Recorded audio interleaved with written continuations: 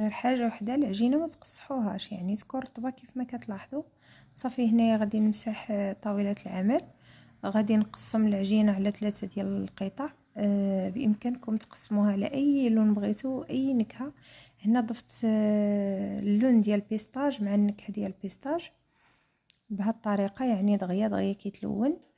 الجزء الثاني غادي نلونو بالصفر، غادي نضيف النكهه ديال الحامض، غادي ندلكها حتى هي مزيان حتى يندمج اللون.